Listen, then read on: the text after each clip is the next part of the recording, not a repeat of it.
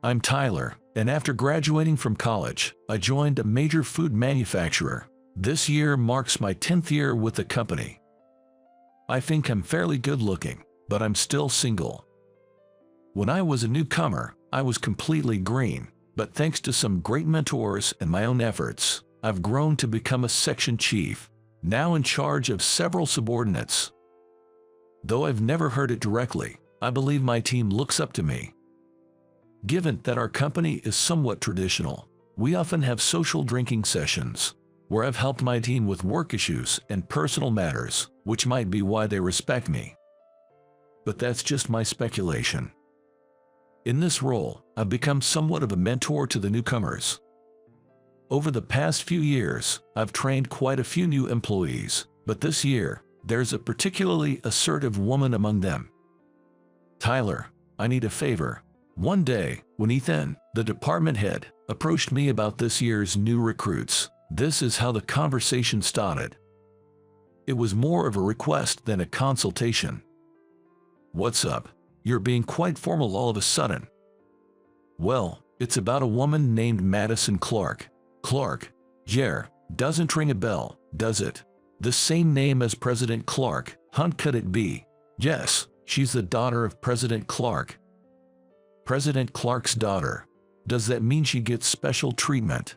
No, President Clark insists on not giving her any special treatment and wants her to be treated like anyone else. Even so, it's going to be a bit difficult to deal with, isn't it?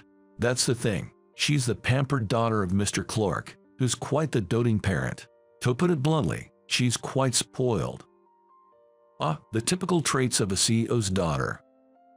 Apparently, she's very willful, always gets what she wants, and is moody, refusing to do anything she dislikes. That does sound troublesome. Wait, are you saying this because? Ethan smiled slyly and said, you catch on quick. We're planning to assign her to your department, and we want you to be her mentor. So it's already been decided. With your track record and your reputation for being caring, it was decided you're the best fit. So, that's the situation. I'm counting on you. With that, Ethan patted me on the shoulder and left. Wait, hold on, Ethan. Left behind, I felt gloomy and headed to the break room to drink some coffee and gather my thoughts. Seriously, without even considering my opinion, maybe I should refuse. The black coffee tasted more bitter than usual. But then again, I hadn't met her yet, and it's not fair to judge based on rumors alone. After finishing my coffee, I decided, well, I might as well accept this as part of the job and give it a shot, and threw the empty cup in the trash before returning to my desk. And then, the day of the new recruit's arrival came. I saw fresh-faced new employees in their crisp suits all around. Their nervousness was evident in their faces and demeanor, which I found somewhat endearing. The anticipated new recruit was also assigned to our department. Anxious and hopeful about what kind of heiress she would be, I waited, but the start time had long passed. Especially since new recruits were supposed to arrive 30 minutes early. Yet, the heiress was nowhere to be seen. Ryan, the manager, was supposed to introduce her during the morning assembly but was flustered by her absence, leaving everyone in the department feeling uncomfortable. As her designated mentor, I tried to contact her, but she didn't answer her phone, leaving me at a loss. It seems something must have happened. Well, without her here, we can't do the introduction. For now, everyone, please start your work. Ryan nervously announced the cancellation of the morning assembly. 10 or 20 minutes might be excusable due to train delays, but she didn't show up even after 1 or 2 hours. As lunchtime was approaching, an unfamiliar woman entered the room. Dressed in glittery, flamboyant attire with heavy makeup. Her appearance was quite out of place for a food company, drawing everyone's attention. Who is that? I wondered. Everyone there must have thought the same thing. Upon entering the room, the woman looked around, grabbed someone nearby, and said, "Where's my seat? I was told to come here starting today." Excuse me, but who might you be? Don't you know who I am? I'm Madison Clark. I was told to work in Sales Division 3. She said this quite loudly, so everyone in the room turned their attention to her. If you're with Sales Division 3, your desk would be over by that window. Is that so? With that, she confidently walked towards us. Is this Sales Division 3? Where's my desk? Ryan stood up and hurried over to her. Are you Madison Clark? Your desk is over here. I'm the manager of the supply management section in Sales Division 3 where you've been assigned. Really? Is that so? And this is Tyler, who will be in charge of your training. Tyler, this is Madison Clark, who's been assigned to us, so I'll leave the rest to you. With that, Ryan quickly returned to his desk. I'm Tyler, assigned to guide you. I've been instructed to educate you on various work-related matters. Nice to meet you. Yeah, nice to meet you too. Her dismissive attitude irked me a bit, but having been forewarned, I managed to keep my composure. There's something I want to say before we get to work. I was about to address her tardiness today, but her response was unexpected. Hey, I'm a newcomer, you know. Aren't you going to welcome me? Normally, you'd welcome a new person, right? Everyone's just ignoring me and fiddling with their computers, and the atmosphere's so gloomy here. He'll think she was expecting a welcome. I was so taken aback that I was at a loss for words. This was a level of selfishness beyond the rumors. However, reminding myself that this was part of the job, I steeled myself to proceed with the training. Madison, do you know what time it is? It's almost 12 o'clock. Huh? How would I know that? You don't know the time. I don't have a watch, and my phone's battery died, so I need to charge it, right? What is she saying? I felt like I had to re-educate her from elementary school. Just then, she said, Hey, how long do I have to stand here? Where's my desk? Hurry up and show me. This attitude was almost too much to bear, and I involuntarily clenched my fists. Seeing this, Ryan quickly grabbed my arm, attempting to calm me. It seemed more like he was trying to save his own skin rather than genuinely mediating the situation. Haha, well then, I'll leave the rest to you. With that, he returned to his desk. As if dodging sparks. Somehow regaining my composure, I thought. Annoying as it is, I have to get through this as part of the job, and got started with the actual training. For starters, your office supplies and a business computer have been prepared. Your desk is next to mine. Store the supplies in the desk, and set up the computer. You can understand how by reading this manual. If you have any questions, feel free to ask. Yeah, what a hassle. She sighed heavily and reluctantly began to organize and set up her workspace. The one who wants to sigh here is me. What a challenging new recruit I've been saddled with. Anyway, she's been assigned to our department and will be working in sales. I intended to start by instructing her on the job. I taught her how to negotiate with clients and the proper way to greet, but the CEO's daughter showed no enthusiasm, saying, Why do I have to do this kind of work? There's no way I can feel motivated with tasks like these. Sighing, I explained, our department is in sales. We need to sell our products to clients. Selling products to our clients is your job. Focus on the task at hand for now. She reluctantly received the training, pouting all the while. Despite her severe lack of common sense, I methodically proceeded with the training schedule. Finally, it was time for her sales debut. I chose a safe, long-standing client from my contacts to accompany her to. It was meant to be just an introduction, so all she needed to do was smile in the background, but given her past behavior, I doubted she'd stay quiet. I repeatedly reminded her, the client is very important, please be mindful of your behavior, but I couldn't shake off my anxiety. The client, naturally curious about the new recruit, asked various questions, leaving me on edge and utterly exhausted. Somehow, we managed to get through the visit to the client without any major issues. The person in charge at the client's side was kind and overlooked some minor indiscretions because she was a newcomer, which was a relief. However, feeling this exhausted after just one client meeting made me anxious about when she would be able to stand on her own. Before I knew it, it was almost time to clock out. Sigh, why do I have to go through all this? I was lost in thought, pondering this. Suddenly, I realized she was nowhere to be seen. I looked inside the convenience store, thinking she might have gone in, but she wasn't there either. She was nowhere to be found, neither ahead nor behind us. We needed to go back to the office to prepare a report, so I wondered where she could have gone and tried calling her.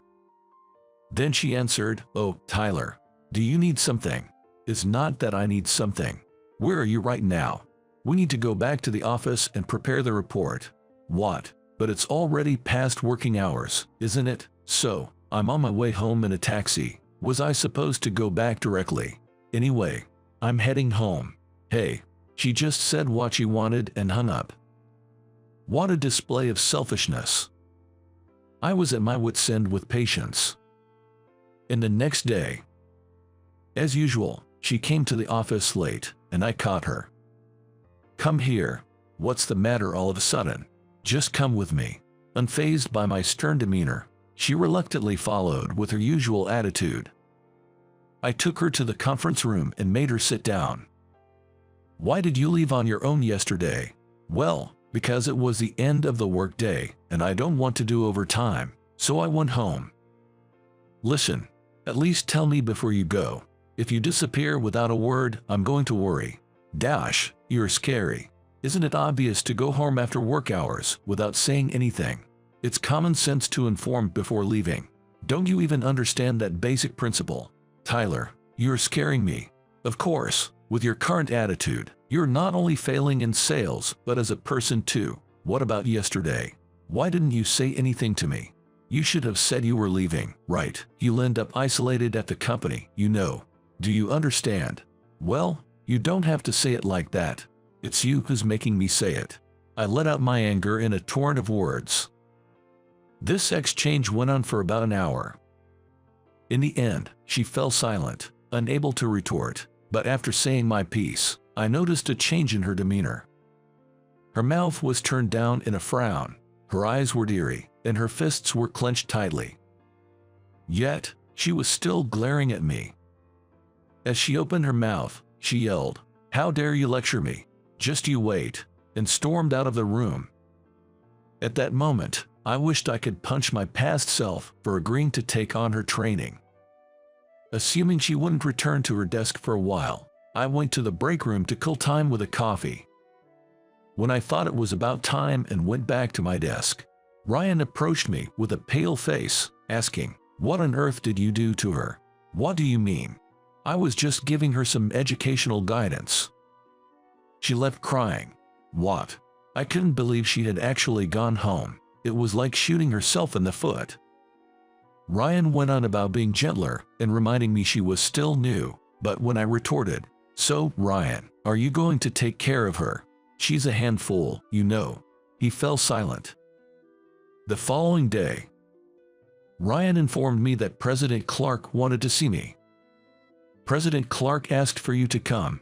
He said there's something important to discuss." Well, it's definitely not going to be good news. The other employees were whispering among themselves. Everyone knew the background, and the fact that she was the president's daughter was common knowledge. Analyzing the information given, the answer became clear. "Sigh, I understand. I'll go to the president's office for a bit."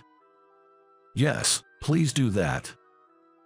I guess this is the end of my career. I felt like I had received a death sentence.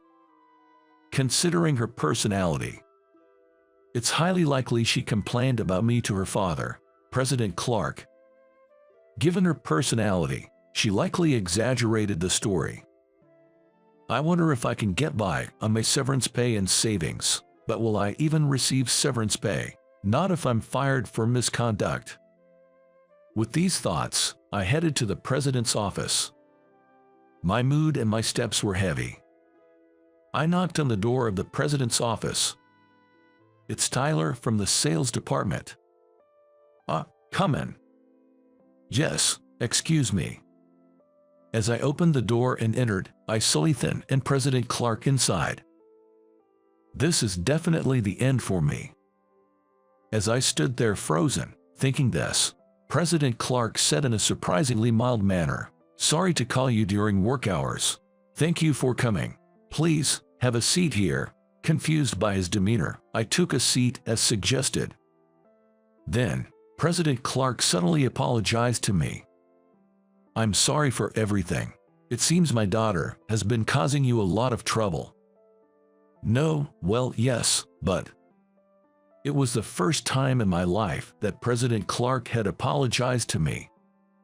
While I was still bewildered, President Clark, smiling kindly, began to speak earnestly. "My daughter has been through a lot." To summarize President Clark's story, when he was starting the company, his wife worked tirelessly alongside him.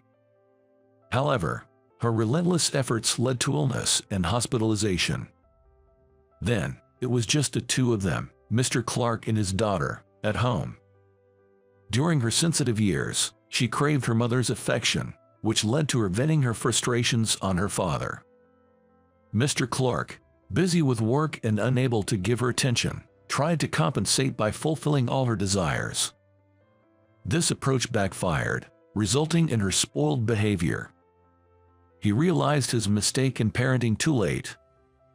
Hearing this, I couldn't help but sympathize with her situation. She was taking out her frustrations with her father at work. It's what they call acting out, right? While her feelings towards her father were none of my business, I wished she wouldn't exercise her privileges within the company. Firstly, I apologize for putting you in charge of educating my daughter. Honestly, I've failed as a father. President Clark apologized again. However, I heard you are well regarded for your mentoring within the company. Although my daughter doesn't listen to me, she has started to change a bit since being under your guidance. This shows that interesting her to you was not a mistake." Okay. I didn't know what to say, but it seemed the worst-case scenario was avoided. "Given the circumstances, I may have caused you some concern, but actually, it's the opposite. I want you to continue your efforts. Please be as strict as you need with my daughter, without considering my position." "Yes, I understand. I'll do my best to meet your expectations." It seemed President Clark realized that simply pampering his daughter was not for her best interest. "How about this? I leave everything regarding my daughter to you. No matter what she says, I won't interfere. So please continue to educate her strictly in your own way." "Yes, I understand. I'll do my best. Sorry to involve my personal matters, but I'm counting on you." The outcome was unexpected, and I felt a heavy responsibility, but it was a relief to know I was trusted with such an important task. I decided to change my approach towards her. The next day, when she casually strolled in past the start time as usual, I confronted her. "Madison, do you even realize what time it is?" Tyler, good morning. It's 10:30, right? It seems I've been too lenient with you up until now. From here on out, I'm going to be thorough. Just be prepared for that." "Thorough? What do you mean? Are you even allowed to say that?" "Yes, I am. Say whatever you want. First off, why are you arriving at this time? You did learn the company's working hours during your orientation, didn't you?" Yes. "So, what time is our company supposed to start work?" 8:50 a.m. "So, you're telling me you adhere to the quitting time but not the start time? How does that make any sense?" "Well, I'm just not a morning person. If that excuse were valid, nobody would be here at 8:50 a.m. What time do you usually wake up in the morning?" "Currently, at 9 a.m. I'm astounded. 9 a.m. is already past the start time. "Sorry. Starting tomorrow, set your alarm for 6 a.m. I always make it a point to be at the office by 8:30 a.m. You should do the same." "What? No way, that's impossible. Furthermore, from now on, there will be penalties for being late." Upon hearing this, Her face turned bright red. She was clearly furious. "Can you even do that, Tyler? Do you have the right?" "I do. It's been decided. I've been given full authority by President Clark regarding your case. This means President Clark can intervene in the decisions I make." That's tyranny. Abuse of power. Indeed. I'll make good use of my authority. Starting tomorrow, there will be penalties for lateness. If that doesn't solve the issue, I'll consider docking your pay. That's harsh. If you don't like the penalties, then work diligently. It's as simple as that. Yes. Reluctantly, she agreed to my terms. Today's tardiness can't be helped, but at least make yourself presentable. Our company deals with food, and all employees must maintain cleanliness. You're in sales. The client the other day might have been lenient, but not everyone will be. Start by dressing appropriately and improving your language. Muttering something under her breath, she seemed to be complaining. "Do you have something to say?" "No, I understand. You can complain all you want, but watch your language. You're a working adult. Behave accordingly." Yes, I made a declaration of intent in front of everyone. However, seeing her still looking dissatisfied, I continued the lecture in a meeting room. First, I emphasized the importance of proper grooming. As employees handling food, it's crucial to maintain a certain level of awareness regarding hairstyle, nail length, and the basic common sense expected of working professionals. As I pointed out each issue, she retorted with complaints. "What's wrong with my hairstyle as long as it's properly set? And if my nails are neatly done with nail polish, that shouldn't be a problem, right?" That's when I stressed the importance of maintaining a professional demeanor as part of a food company. Even if not directly working on-site, the same level of cleanliness and hygiene is expected. She argued about individuality and personal rights, but I made it clear, don't confuse selfishness with individuality. Change had to come from her, or it would be meaningless. I persisted patiently. Grooming isn't just about clothes. Pay attention to your hairstyle and nail length too, even if you're not in the production area. As employees of a food company, we all need to be mindful. Even my hairstyle and nails. But I'm not making the food, am I? It's a basic principle. Employees of a food company cannot afford to give off a bad impression. It's essential to maintain cleanliness, and part of that is proper grooming. I understand. Though she seemed unconvinced, I took her agreement as a positive sign for now. I decided to implement my new approach, but the very next day, she was late again, as expected. "Madison, what happened today?" All I heard was "I'm on my way." "Well, I just couldn't wake up early all of a sudden." "I see, understood. Then, as warned, I'll have to impose a penalty. Your punishment is cleaning the toilets, both men's and women's." Toilet cleaning. Don't complain. This is how it's going to be. "But the cleaning lady usually does that." "So what? Learn by doing it together. Come with me," I said, grabbing Madison's arm and taking her to the toilets. Then, I handed her the cleaning supplies. However, she threw the cleaning tools down. "I can't do this. It's impossible." "Oh dear, you shouldn't treat the tools so roughly." A voice came from behind. It was the cleaning lady. "Is this the girl Tyler was talking about?" "I see. She seems like she could use some toughening up." "Yay, it's her. Sorry to bring this on you so suddenly, but she's quite a handful. Please, take care of her." "Don't worry, leave it to me." "What's with this lady?" Madison muttered. "This is Evelyn, known to everyone in the company for her nurturing nature. She helps with the training of new recruits every year. She's even stricter than me. Go on, introduce yourself." "Hi, I'm Madison from sales. Pleased to meet you." I'm Evelyn. Been in this job for 15 years. Born and raised in downtown New York. There's no one more meddlesome than me around here. I'll teach you how to clean properly. Just you wait." Evelyn laughed heartily. Everyone just calls her the cleaning lady, but Evelyn is much more than that. Madison was dumbfounded. Now, pick up those tools. They're our weapons, and we need to treat them with care. I've never cleaned toilets before. Well, this is a good chance then. I'll teach you thoroughly. You can go home until it's done, so be prepared. Madison looked at me desperately. That's how it is. You might not be useful at work, but you can still contribute here. Learn from this and reflect on your actions. All right. Yes. All right, I'll lend you a spare apron, so get ready. Hurry up, or I'll splash water on those pretty clothes. Thanks for your help, and sorry for the trouble, I said to Evelyn. Don't mention it. I went back to work, but I couldn't focus, worrying about how things were going.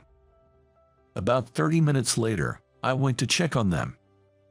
Look, if you just draw circles like that, the dirt won't come official. You're not efficient at all. If you keep this up, we'll be here till morning. Don't you know how to clean? Make sure to get the brush into the corners. Panting, Madison asked, like this. Yes, that's better, but you need to put more effort into it. I can't anymore. My hands are too tired. Oh, come on. You've only done 2 and there are 3 more to go. I'm in my 60s and I do this on every floor every day. And you're already giving up. Kids these days. You should be thanking Tyler, you know. He's taking you seriously. That's why he's doing all this. If he had given up on you, you'd have been out on your ear by now. Really? Why do you think he's bothering with you despite all the trouble? Like me, he sees something in you and wants to help. Really? You're loved, you know. Haha. I was about to say something, but seeing her genuinely work hard, I changed my mind. Sweating and panting, Madison was genuinely trying, showing the effort of someone who's truly striving. Punishment is necessary, after all, and it proved to be effective. From the next day on, her tardiness decreased significantly. The cleaning lady confirmed, she's really capable. She's just been sulking and not showing her true potential. If she's nurtured properly, she could really shine. It was during a session I held on negotiating product delivery prices with Madison as a participant. Unusually attentive, she listened seriously and took thorough notes before approaching me. Tyler, thank you for today's session. It was very informative. Hey, you're surprisingly cooperative today. Did you eat something strange? What are you talking about? I'm being serious here. Sorry about that. So, what's up? Well, what is it? Why do you bother with someone as selfish as me without getting frustrated? It's part of the job. Plus, I want you to become independent quickly. That's why I'm holding these study sessions. So she was aware of her own selfishness. That realization struck me oddly. Do I bring any benefit to you by becoming independent? Of course, there is. What would that be? For starters, I'd be free from unnecessary stress. Come on, answer seriously. Well, if I can entrust work to you, it means less work for me. Madison looked somewhat convinced and remarked, Tyler, you are kind of a softie, aren't you? Just like that cleaning lady. What kind of backhanded compliment is that? Just when I thought you'd become more straightforward, you're still as cheeky as ever. That's just my personality. She turned away in a huff and left the room. Well, her growth was undeniable, even if she remained cheeky. In fact, I had started interesting her with some clients. Checking in with them, I generally received positive feedback. Reflecting on her attitude on the first day of joining, it feels strangely moving to see how much she has changed, almost like a different person. Despite the challenges, I'm glad I didn't give up and continued to mentor her. I must also express my gratitude to the cleaning lady who helped look after her with me. And then, 5 years passed. My guidance at that time was recognized, and I was promoted smoothly to section chief. President Clark even mentioned that part of my promotion was a thank you for that time. Madison had become a supervisor with her own subordinates. I used to think she was just a prickly person, but looking closer, she had her charming points. However, to her subordinates, she had become a fearsome boss. "Can't you do it yet? You won't last long in our company with that attitude. If you're going to be late, call me. Don't just send an email. I won't accept it. Look, dressing up is fine, but remember, we're a food company. Absolutely no long nails. Make sure they're trimmed before you come in." She sounded just like me in the past, guiding her juniors. That stubborn newcomer really changed. Well, she was always bold with her words. I mused over these thoughts. "Tyler, we need to leave soon, or we'll be late for our appointment." Right. Just give me a moment to get ready." Caught daydreaming, I ended up being scolded by Madison. Then, we set off together. "You've changed, haven't you?" "Well, I guess my efforts paid official."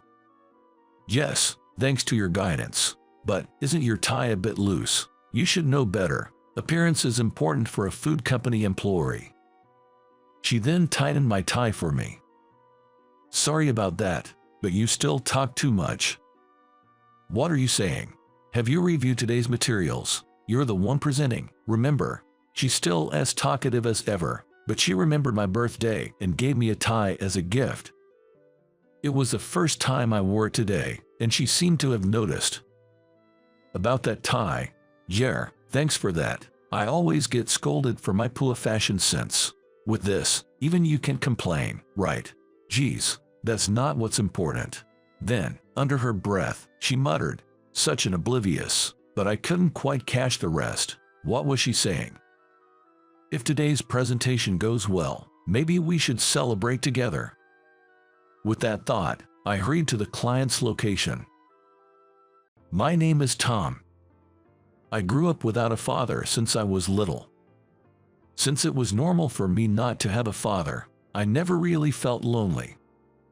I knew my mom loved and cherished me very much, and as long as she was there, I didn't feel lonely. However, as I grew up, I came to realize that having a father at home was considered normal by most people. I think it was around first grade when one of my friends asked me why I didn't have a dad. That was the first time I asked my mom about it. "Hey, Mom, why don't I have a dad?" I asked out of pure curiosity, but my mom seemed shaken by my question. Seeing tears in her eyes, I realized I couldn't ask her any more questions. Even as a child, I clearly understood that this was a topic I shouldn't ask about.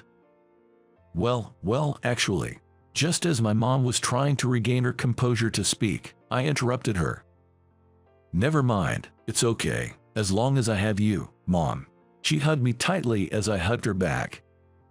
I didn't understand our family's circumstances at the time, but I remember deciding never to make my mom cry again and that I would protect her. My mom worked hard, but life wasn't easy for just the two of us, so when I became a high school student, I started looking for a part-time job. I was 6 feet tall in my first year of high school, and I was confident in my physical strength from running and weight training. So I looked for physically demanding jobs like construction. That's when I found a particular job. "Mom, I'm going to get a part-time job. I found a good one, and I'm thinking of applying." "A part-time job? Are you sure it's safe? Nothing dangerous, right?" My worried mom made me laugh. "I wouldn't do anything dangerous. It's a scaffolding job, and it pays quite well." I showed her the job listing.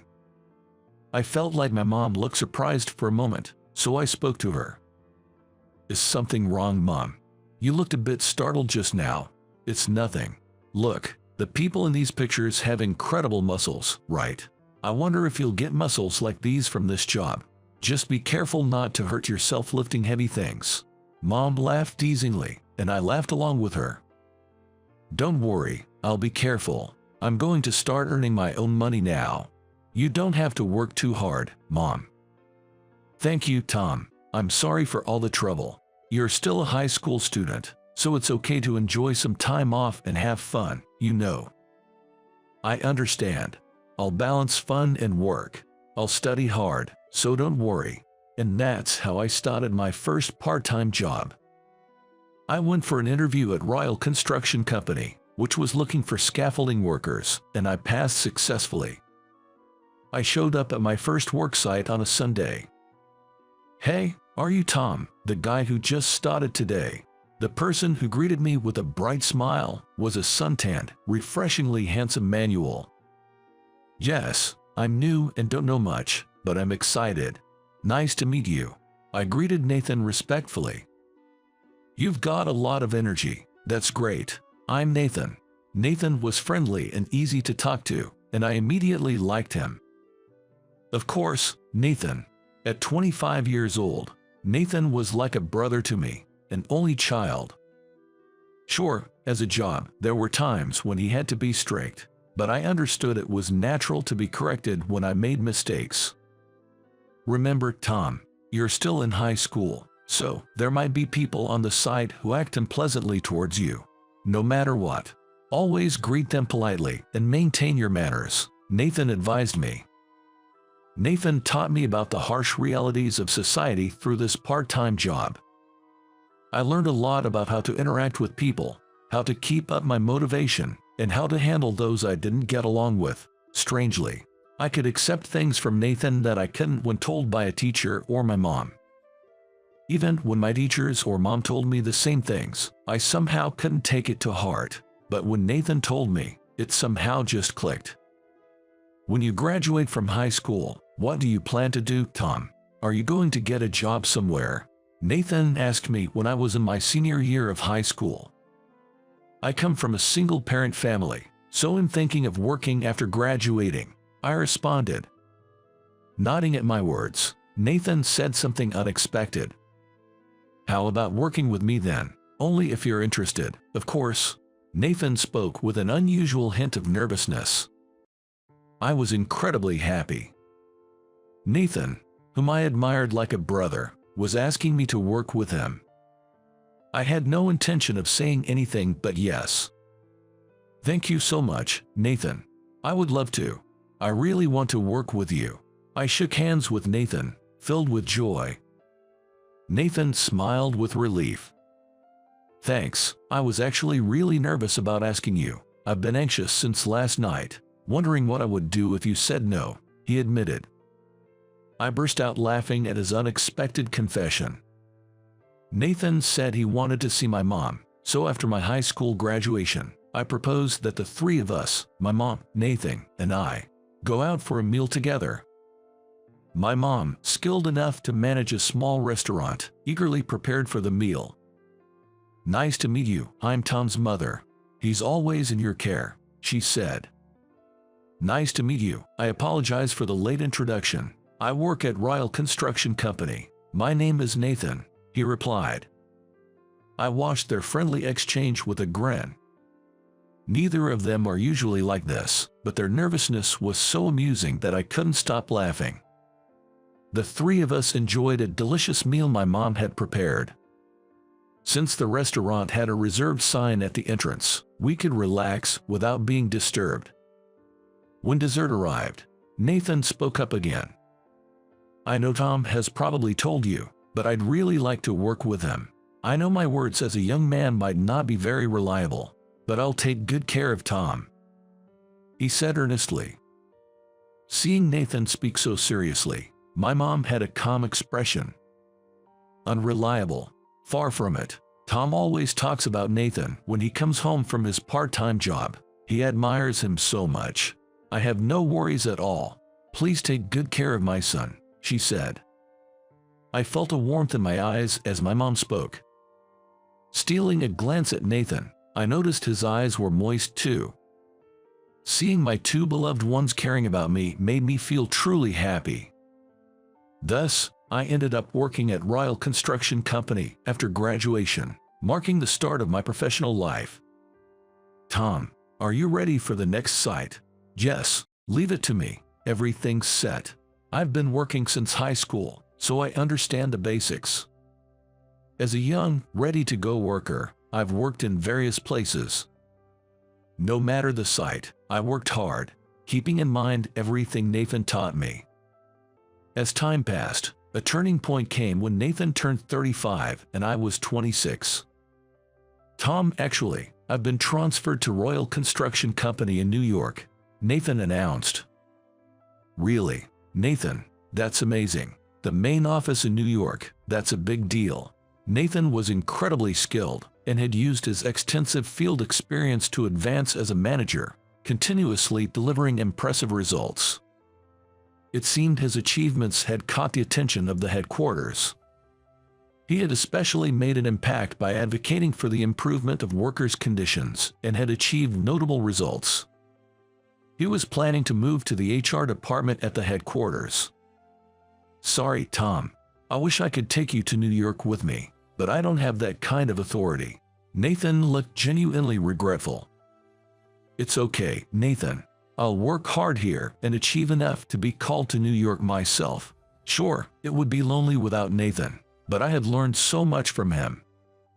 I believed I could manage well even in his absence, using what he had taught me. "I'm glad to see you've grown so much. I'll do my best in New York, and you do your best here, too." Spending the night talking until morning became a cherished memory. Nathan and I always kept in touch, and when we had time, I would visit him in New York or he would come back here, and we'd have fun. "Tom, sorry, can you talk right now?" I received a call from Nathan in a serious tone 6 months later. "What's wrong? It's rare to hear you sound so serious. Is something wrong?" Feeling a bit uneasy, I listened intently to Nathan's words. I was surprised by the unexpected news from Nathan. "From today, I will be under your care. My name is Tom. I look forward to working with you." As I introduced myself, applause broke out. Having joined Royal Construction Company right after high school, this was my first experience in another workplace. This was a subsidiary of Royal Construction Company, mainly dealing with construction materials. I was here for training to learn more about materials. "All right, nice to meet you. I'm the manager, Michael." Michael didn't bother to hide his annoyance. He was not yet 30, younger than me, and already a manager. He clearly knew he was an elite.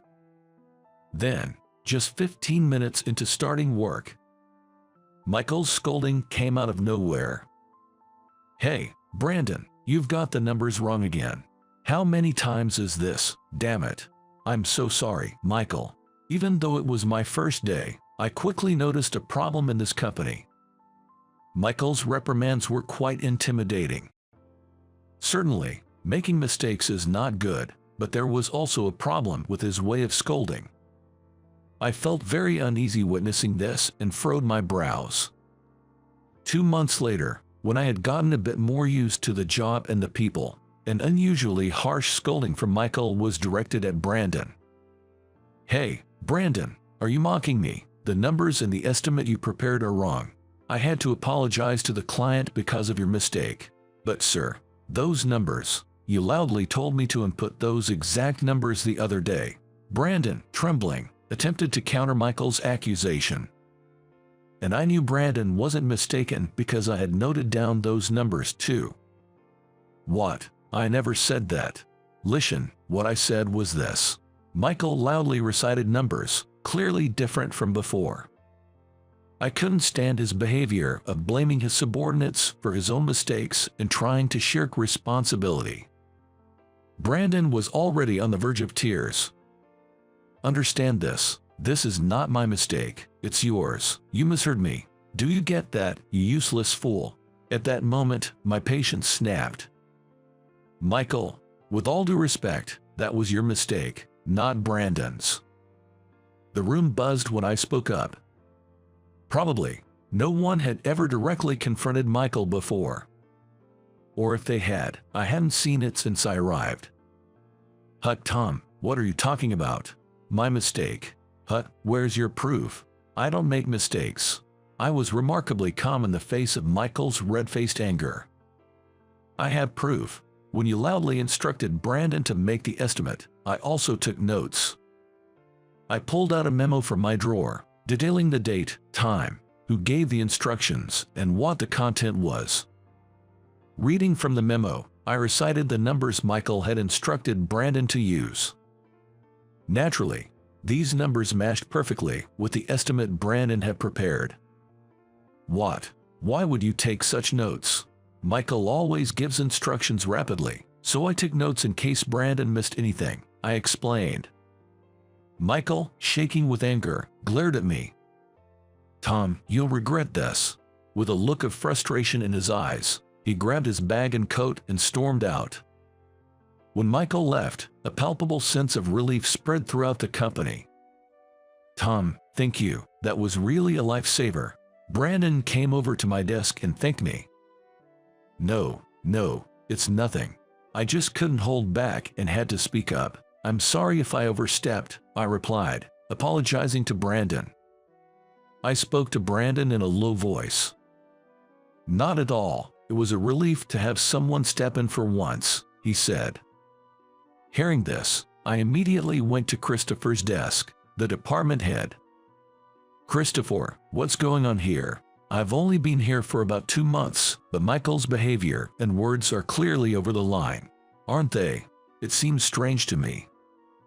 Despite being higher in rank than Michael, Christopher was, frankly, quite inconspicuous. He never reprimanded Michael, just watched. Christopher looked uncomfortable at my remark. I leave the training of the staff to Michael. It may seem excessive to you, but that's his way of doing things. I cannot do anything about it. Do you think such behavior is acceptable?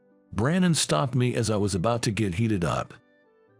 Tom, come here for a second. Brandon pulled me aside to the break area. You might not have heard this, Tom, but Michael behaves that way because of his father, he explained. Michael's father, what do you mean? I was really confused and asked Brandon for clarification. Actually, Michael's dad, Ken, is the executive vice president at Ryle Construction Company's headquarters. That's why nobody, including Christopher, can complain. At first, Christopher, and also the manager, Steve, used to caution him. Yes, in that company, only Michael and Christopher hold positions. I had heard the manager was on assignment, but I never knew that was the reason behind it. Everyone has their own life and family to think about. Opposing Michael can lead to serious trouble. I see, so that's the reason. But it doesn't justify Michael's tyranny. Brandon, aren't you struggling? Brandon gave a wry smile at my question and shared his true feelings. It would be a lie to say I'm not struggling. I can't quit my job because my mother is sick and hospitalized. I grew up in a single mother household, so she only has me. Really, that's tough. I can relate because I'm in the same situation. I totally understand how important a mother is. We were technically not on break, so we wrapped up our conversation quickly and got back to work. During break time, we'd go to a nearby diner and talk about various things. Since we both grew up in single mother households, we find a lot of common ground in our childhood stories, making time fly by. I wish I could have talked to you sooner, Tom. I feel like I can do better with you around. Really, I'm glad to hear that. Let's go out for a meal again. We made this promise and returned to our work in the afternoon. I was happy to have made a friend in Brandon, despite the troubling situation with Michael. Michael didn't return to the office that afternoon. The next day, Michael came to the office with a smirk, looking at me. Hey, Tom, you take care of this job. Michael left a task on my desk that I had never handled before. Michael, this doesn't seem to be my responsibility, I said. What? Shut up and do it. It's my order. Don't pick and choose your work. I realized that Michael's reprimand had shifted to me. Michael, I'll do it. Tom hasn't done this before. Brandon tried to intervene, but Michael sneered. What? I told Tom to do it. Assigning tasks to subordinates is my job. Don't you butt in. When Brandon tried to persist with but, I stopped him with a hand gesture. It's useless to say anything to Michael. Understood, I'll do it. You should have said so from the start. Hey, hurry up. Michael returned to his seat with a very satisfied look on his face. From that day, as expected, I began to receive unreasonable treatment from Michael. For example, he would deliberately give me wrong instructions, causing trouble for our clients. Or he would suddenly appear at the end of a negotiation I had arranged and take the credit for it.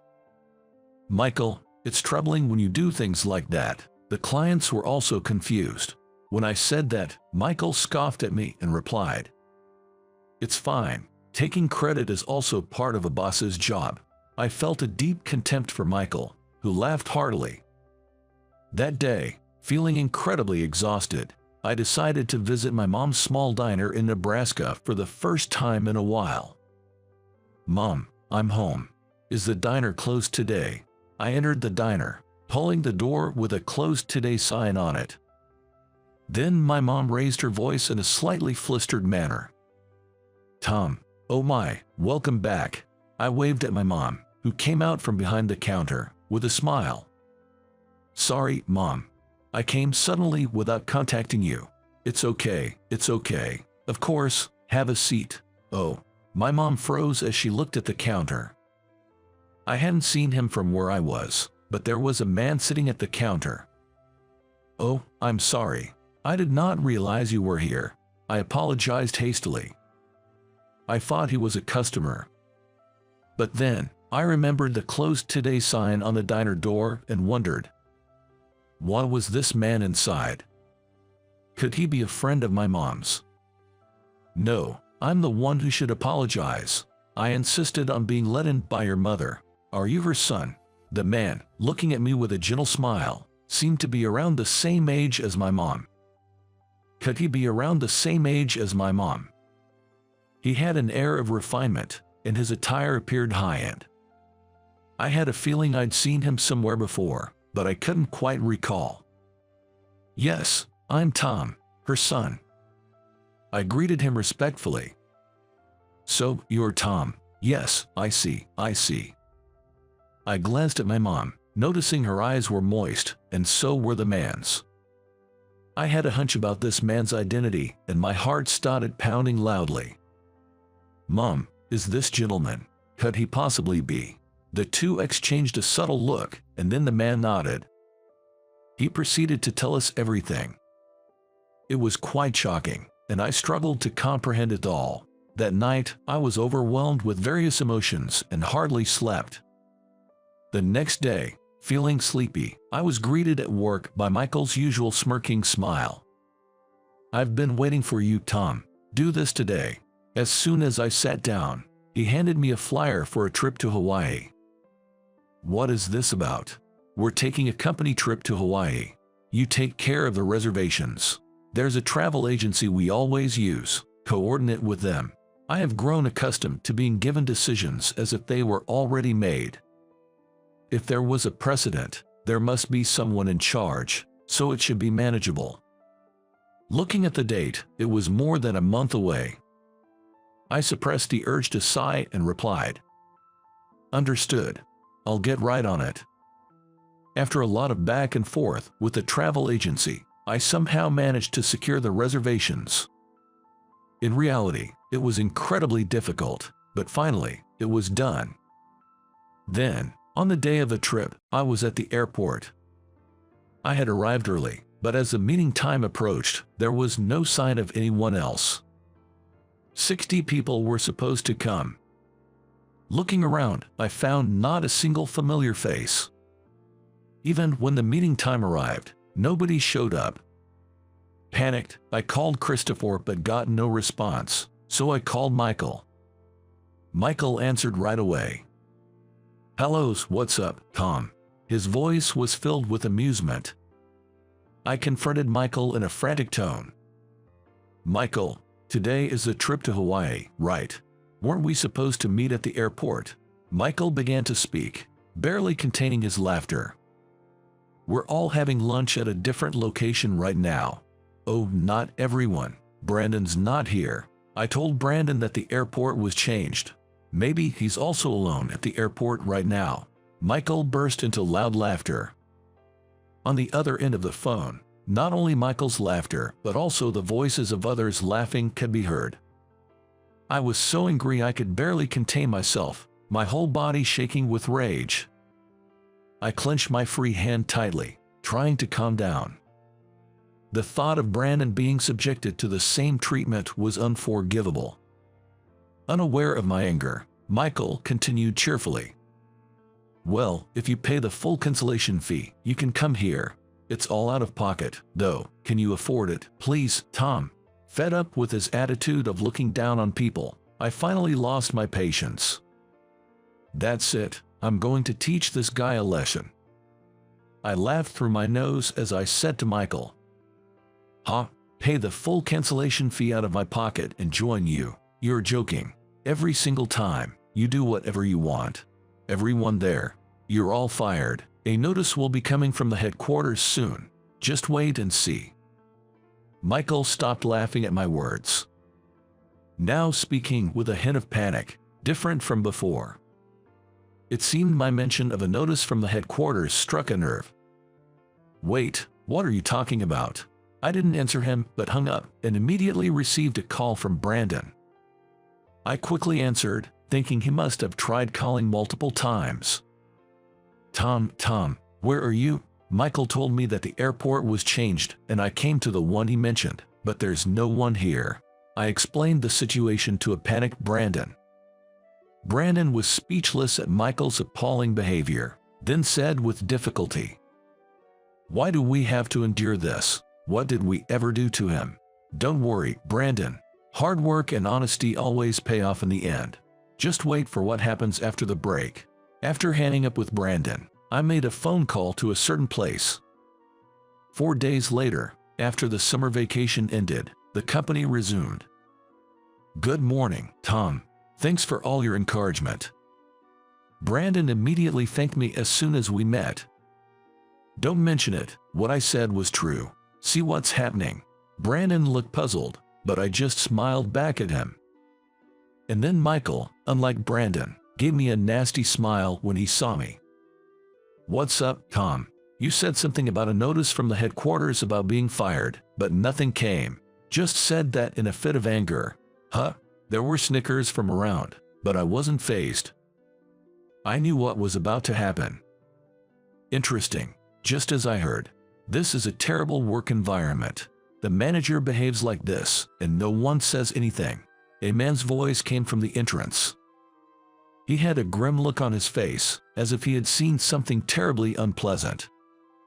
"Indeed, it's embarrassing to think this is one of our group companies," said the man who had just appeared.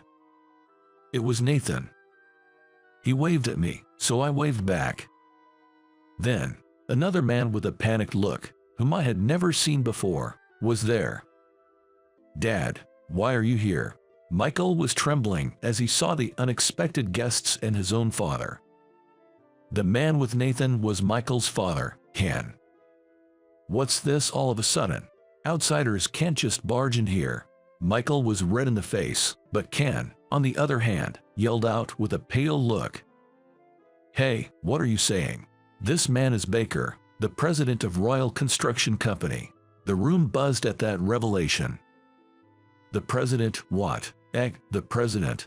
Well, I suppose you wouldn't know. It's understandable since we're a subsidiary and don't interact directly. I appear in company newsletters and such, but I doubt you remember my face." The man, the current president of Royal Construction Company, said nonchalantly, "I came here because I received reports of various problems in this company. I decided to come and see for myself," he continued. "What? Who would say such a thing?" Michael murmured up to that point, then widened his eyes and pointed at me. Apparently, he was unaware of the common courtesy that it's rude to point at people. "It was you, wasn't it? How dare you snitch?" President Baker yelled out, his voice several times louder than Michael's. What kind of a fool yells at his subordinates for his own mistakes? "Ken, what's become of your son?" Ken and Michael jumped in shock, and the other employees were startled by the loud voice. "Let's change the location. Prepare the reception room." Christopher, who had been silently observing until then, hurriedly guided everyone to the reception room. President Baker, Nathan, myself, Ken, Michael, and Christopher took their seats. As a female employee served tea and left the room, President Baker began. So, Michael, I hear you've been intimidating your subordinates and mocking them in front of other employees. Michael glanced at me briefly but smoothly lied. Calmly seated next to his father, he seemed more composed than before. No, that's a misunderstanding, he replied. Oh, a misunderstanding. So, you're saying you didn't do such things? Yes, I swear I didn't, but I admit my guidance might have been perceived that way due to my inadequacy. For that, I'm deeply sorry, Michael said. Michael took an attitude of respect. His father, Ken, backed him up. If I may, President Baker, I did hear the earlier remarks, and while I thought the way he said was problematic, I can't believe he always behaves that way, Ken said. I see, I understand your point. Now, play that recording, President Baker said, signaling to Nathan with his eyes. Yes, President Baker, right away. When Nathan played the voice recorder from his chest pocket, Michael and Brandon's voice was heard. It was the recording of the reprimand from the day I arrived here. Michael turned pale as he listened to the voice recording. How did this? Why, I recorded it. I was asked to by Steve here. Actually, my coming here was not only for training but also to observe your behavior, Michael. Michael looked utterly confused. Why? Why would you investigate me? Nathan explained the situation calmly. Steve came to me with his concerns. Your terrible attitude was too much to ignore. When he tried to address it, he was transferred, possibly due to pressure from your father, Ken. The remaining staff were very worried, and he asked if something could be done. Michael looked shocked. He clearly had not been expecting Steve to have made such a request. Ken was holding his head, troubled by Nathan's story. That's why I had asked Tom, whom I trust, to investigate the situation at this company. I'm sorry, Tom, for putting you through this. Michael, your behavior up to now is unacceptable, but what you did with the trip is beyond forgiveness. Nathan's face was etched with anger.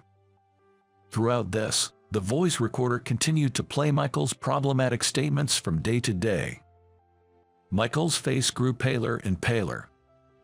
Michael, after hearing your own words again, what do you think? President Baker asked quietly. Michael was speechless. Ken seemed like he was about to say something, but as the voice recorder played the airport conversation between Michael and me, he fell silent. Listen, those in higher positions must be careful when admonishing their subordinates, even when they make mistakes. Only the mistake should be addressed, not their character. President Baker said, echoing words often said by Nathan. You'll all face the consequences of your actions. You're all fired. This company will be closed down later. Those who can value their subordinates are a negative influence on the company. Upon hearing this, Michael yelled at President Baker. Why am I fired? Don't joke around. This company is only functioning because of me. Ken dragged his spitting son away. Don't you understand yet, son? You reaped what you sowed. You've even implicated me. What are you going to do about this? Dad, why are you stopping me? I don't understand what I did wrong. As Michael continued to rant, Ken and Christopher dragged him out of the room. In the now quiet reception room, Nathan, President Baker, and I sat down, exhaling deeply. Really, not realizing his faults after all that is just crazy. I could only manage a wry smile at Nathan's words. President Baker also smiled wryly and said, I didn't expect Ken's son to be so unresponsive to reason. You must have been under a lot of stress. I truly apologize for that. It's fine, really. I liked working with Nathan and wanted to be of help. Plus, I guess I was able to help. Dad, right. I was extremely nervous, calling President Baker Dad in the flow of the conversation, my heart pounding rapidly. Yes, President Baker of Royal Construction Company was my father. Unexpectedly, my father had been close by all this time. He looked at me, wide-eyed. I'm sorry, that was presumptuous of me. As I fumbled nervously, Nathan burst out laughing. Nathan, it's not funny. Don't worry, President Baker is touched. Right, President, that Tom called you Dad. At those words, my father nodded vigorously, his voice choked with emotion. I never thought Tom would call me Dad. I'm so happy. Sorry, I'm getting emotional thinking about everything, he said, starting to cry genuinely. Remembering the first time I met him at Mom's diner, I thought about the atmosphere between my mother and father. My father told me about the past. He was a struggling architecture student dating my mom, living a tough life. When he was dating my mom, I was a poor college student aspiring to be an architect and was living a tough life. When I almost couldn't pay my tuition due to family circumstances, I met the daughter of the then president of Royal Construction Company, and somehow she fell in love with me at first sight and offered to help with my tuition and proposed marriage. When my mom found out, she disappeared from my dad's life. My dad searched desperately for her but couldn't find her, and after much deliberation, he accepted the help, graduated from college, married the daughter, and took over the company. I'm really sorry. I know no amount of apologies will suffice, but I truly am sorry. My dad apologized, and at first, I couldn't grasp the reality of it all. Overwhelmed by the amount of information, my mom said to me, Tom, I found out I was pregnant with you after I had disappeared from his life. I left because I thought marrying the daughter of Royal Construction Company would better fulfill his dreams than staying with someone unremarkable like me.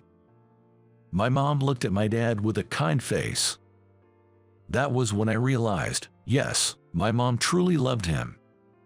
When I found out I was pregnant, I was truly happy. I was happy to have you born. It was hard, but you grew up to be such a kind child, she said with a tearful smile. And then, I received a letter from your mom. It was when you were in elementary school, with a photo of you wearing your backpack. I was really surprised, but also very happy, he said, showing me the photo of me that he treasured in his diary.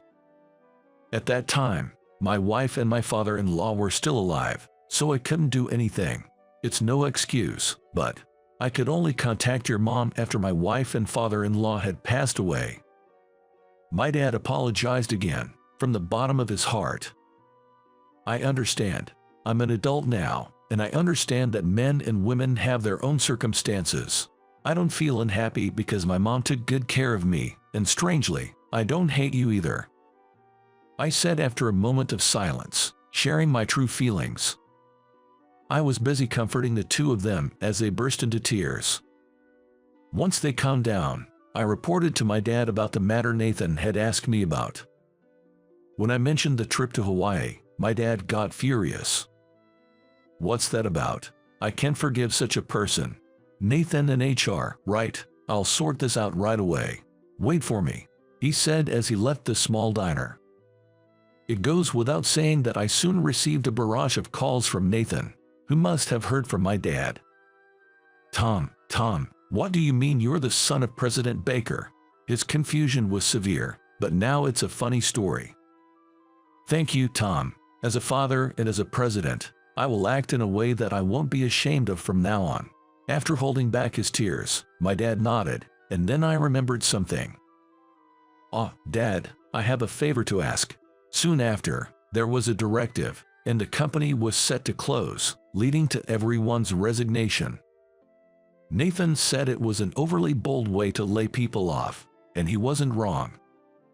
Afterward, I was set to go to the main office in New York, and I would be working with Nathan again. Now, I'm planning to do my best as Nathan's right-hand man in HR. Tom, good morning. I was greeted at the entrance of the company. It was Brandon. Brandon, good morning. How's your mom? Yes, thanks to you. President Baker recommended a great hospital, and she's heading in the right direction. I was worried when I heard the company was closing. In fact, I had asked my dad to let Brandon work at the headquarters and to recommend a good hospital for his mom. And Steve, who had been on assignment, was also back at the headquarters. I wanted Brandon, who had been working hard even through tough times being targeted by Michael, to be rewarded for his efforts. Leave it to me, I'll take care of the job in the hospital, From what I hear, you're diligent and sincere, so there should be no problem. And so, Brandon secured re-employment at the headquarters and a transfer to a better hospital for his mother. But President Baker, why are you so good to someone like me? I couldn't believe it when I heard. Brandon said with a puzzled look. I smiled and replied, "Didn't I tell you, Brandon, if you work hard and live honestly, you'll always be rewarded. If you're working hard, rest assured there's always someone watching and appreciating your efforts. There are also those who will offer a helping hand when you need it. I don't want to be someone who attacks others for laughs. I aspire to be someone who extends a helping hand. I am motivated to work hard so that those who do the right thing are rewarded, even if it's just a little."